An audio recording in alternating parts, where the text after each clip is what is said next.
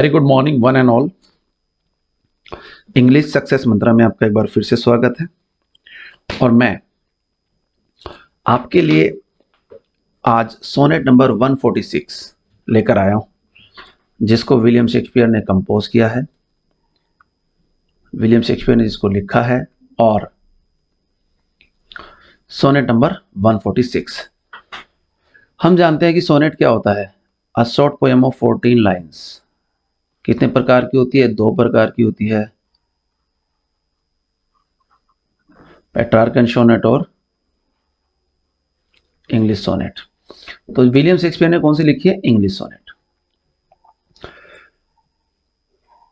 इस सोनेट का टाइटल है poor soul the centre of my sinful earth और नंबर क्या है? 146। तो देखिए, हमें पता है कि विलियम शेक्सपियर ने 154 सोनेट लिखे थे, 126 उसने अपने फ्रेंड को डेडिकेट किए और 28 डार्क लेडी को। तो वैसे तो ये जो सोनेट नंबर 146 है, ये डेडिकेट किसको होना चाहिए था? डार्क लेडी को होना चाहिए था, लेकिन ऐसा नहीं है। ये किसको डेडिकेट किया उन्होंने? ये डेडिकेट किया है अपनी सोल को, और स्टार्टिंग ही की है पुअर सोल से। तो ये सोनेट डेडिकेटेड है किसको? सोल को। कवि ने अपनी सोल को ही ये सोनेट डेडिकेट किया है। और देखिए, अब आप पढ़ते हैं इसको। कह रहा, poor soul the centre of my sinful earth, these rebel powers that thee array, why dost thou pine within and suffer dearth, painting thy outward walls so costly gay। पहली लाइन में कह रहा है कि पुअर सोल, यानी कि अपनी आत्मा को कह रहा है poor soul the centre of my sinful earth. आत्मा क्या होती है? सेंटर होती है। किसका? सिंफुल अर्थ का मतलब यहां पर है बॉडी, ह्यूमन बॉडी। कह रहा कि तुम मेरी शरीर का, तुम मेरे शरीर का सेंटर हो। हे पुअर आत्मा, तुम मेरे शरीर का क्या हो? सेंटर हो। इसलिए सेंटर क्या होता है? इंपॉर्टेंट होता है।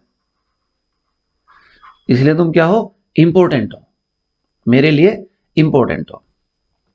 These rebel power that thee array, these rebel power, ये रेबल पावर यूज की गई है उसने सेंसुअल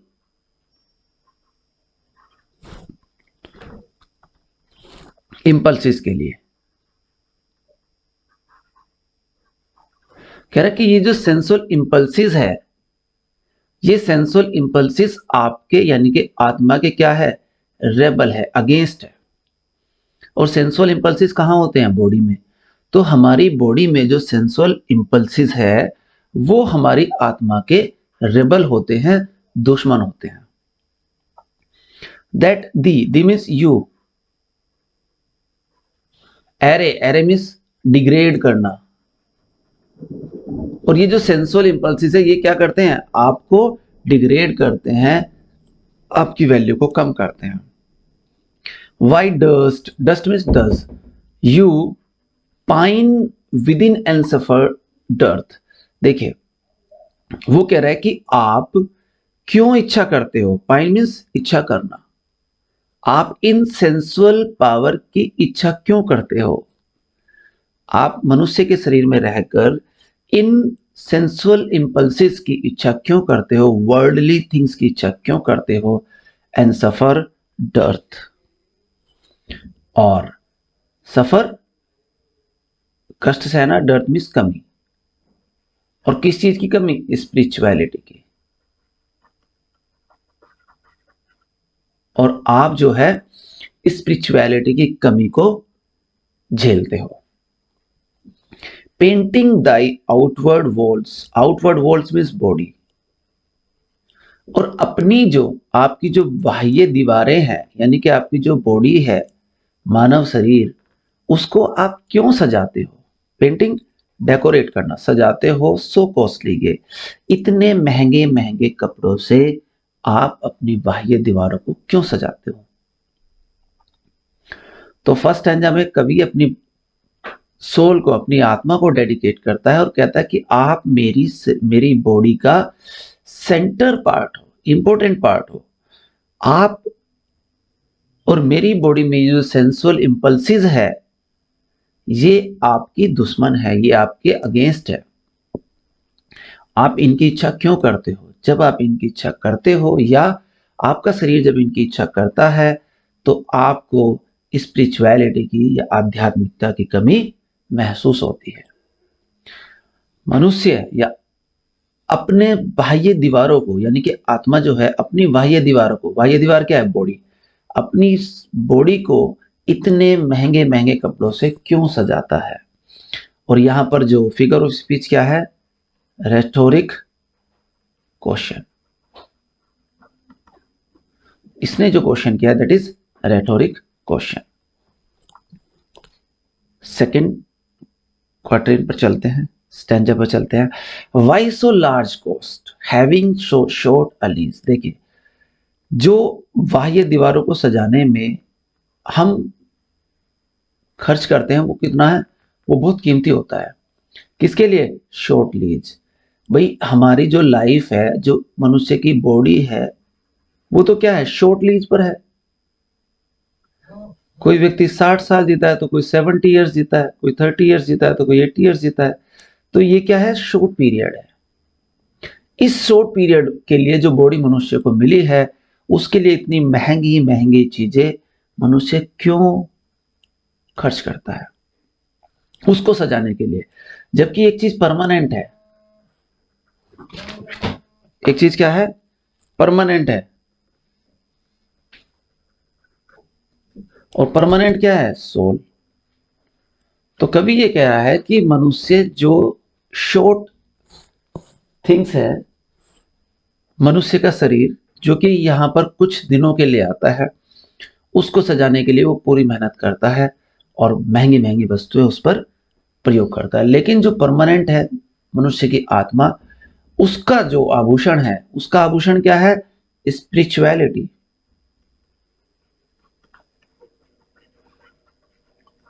आध्यात्मिकता। उसका जो आभूषण है स्पिरिचुअलिटी, सोल के जो कपड़े हैं स्पिरिचुअलिटी, उन स्पिरिचुअल थॉट्स को मनुष्य अपने मन में कभी नहीं लाता। डस्ट दाउ दस you upon thy fading mention spend. Fading जो धीरे धीरे फेड हो जाती है वो क्या है? मनुष्य की बॉडी।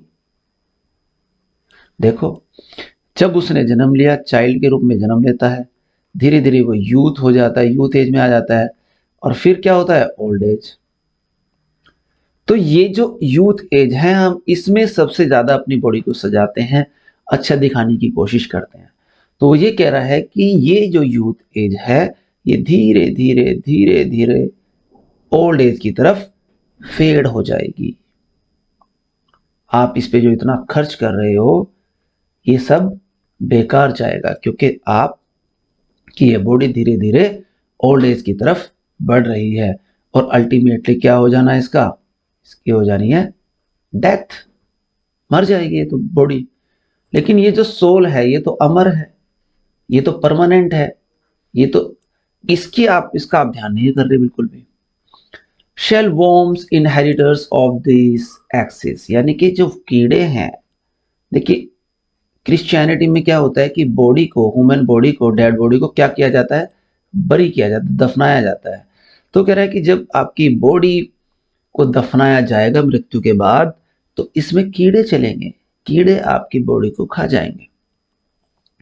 ईट अप दाई चार्ज, जो कुछ भी आपके पास रहा उन सब को खत्म कर देंगे, खा जाएंगे। Is this the bodies and? तो कह रहा है कि क्या ये बॉडी का एंड है? क्या ये मनुष्य की बॉडी की समाप्ति है? और क्वेश्चन मार्क इसने लगा दिया। तो फिर रेटोरिक क्वेश्चन है यहां पर। फिगर ऑफ स्पीच क्या है? Rhetoric question. थर्ड स्टैंजा की तरफ चलते हैं। Then soul live thou upon thy servant laws, thy means your, और servant का मीनिंग है यहां पर बॉडी। कह रहा है कि आपकी जो आत्मा है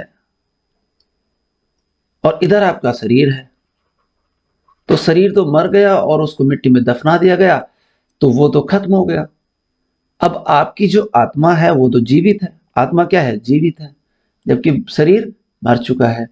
तो इसने शरीर को बोला सर्वेंट, कि आपका एक सर्वेंट मर गया, कोई बात नहीं। जब मनुष्य का शरीर खत्म हो जाता है, वो मर जाता है, तो आत्मा क्या करती है, दूसरा शरीर ले लेती है, दूसरे शरीर में के रूप में वो जन्म ले लेती है, एकदम फ्रेश लाइफ के रूप में जन्म ले लेती है। And let that pine to aggravate the store, और फिर आप जो है, कह रहा कि आप, and let that pine to aggravate, aggravate means होता है बढ़ाना। तो जब मनुष्य का शरीर तो मरना ही है, तो आत्मा को क्या करना चाहिए, आत्मा को इच्छा करनी चाहिए बढ़ाने की। दाई स्टोर, अपना स्टोर, अपना स्टोर क्या है, स्पिरिचुअल थॉट्स, स्पिरिचुअल वर्क्स। तो कह रहा है कि जब मानव शरीर को मरना ही है, तो आत्मा को किस चीज की इच्छा करनी चाहिए, स्पिरिचुअल थॉट्स की, स्पिरिचुअल वर्क्स की इच्छा करनी चाहिए। क्योंकि अगर वो स्पिरिचुअल वर्क करेगा मानव लाइफ में, मनुष्य के जीवन में, तो उसको मोक्ष की प्राप्ति होगी। By terms divine in selling arts of ड्रोस, ड्रोस का मीनिंग है आइडलनेस। कह रहा कि आपके जो फुर्सत के टाइम है, फुर्सत के जो घंटे हैं, आप उनको डिवाइन वर्क्स में लगाओ, स्पिरिचुअल कामों में लगाओ। अगर मनुष्य अपने फुर्सत के कुछ घंटे स्पिरिचुअल थॉट्स में लगाता है, उस गॉड की भक्ति में लगाता है, उसको याद करने में लगाता है, तो उसकी आत्मा जो है वो सीधी गॉड के पास जाती है, हेवन में जाती है, और वहां से उसको एक नया जन्म मिल जाता है।